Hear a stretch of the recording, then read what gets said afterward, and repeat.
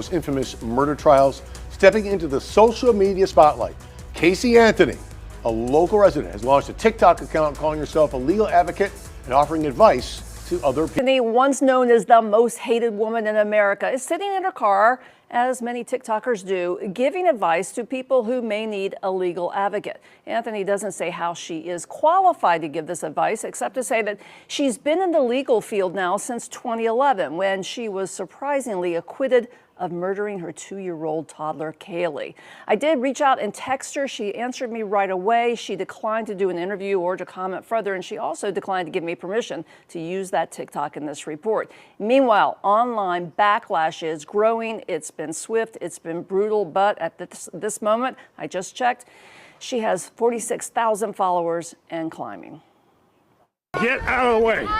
Get out of the way. Casey Anthony, who was acquitted in 2011 of killing her 2-year-old daughter Kaylee in Orlando, is now calling herself a legal advocate and researcher. Her first TikTok post states, "I feel that it's necessary, if I'm going to continue to operate appropriately as a legal advocate, that I start to advocate for myself and also advocate for my daughter."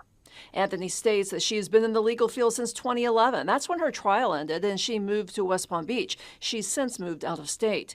Many people consider her acquittal a huge miscarriage of justice, and she has mostly stayed out of sight since then.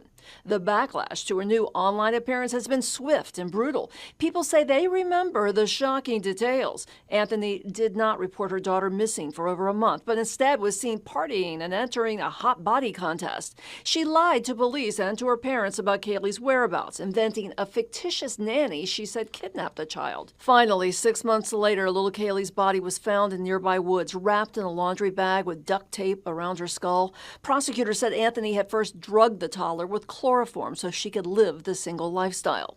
Anthony, however, insisted her father had something to do with the child's death and disposed of the body. She also accused him of sexually abusing her and Kaylee, which he has always denied. In her TikTok, she says her post will not be about her parents, but at some point she will respond to things they have said and done.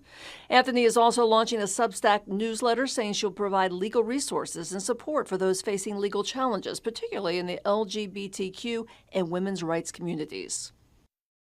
And it's unclear how Casey Anthony plans to advocate for her dead daughter. I asked her when her next TikTok would post, and she declined to answer that as well. She did post on Substack, though, that the presumption of innocence is a sacred right afforded to all individuals arrested in this country. So far, as I said, she's got over 46,000 followers since launching her first post on Saturday, but she's got the comments turned off, which hasn't stopped others from blasting her in their own.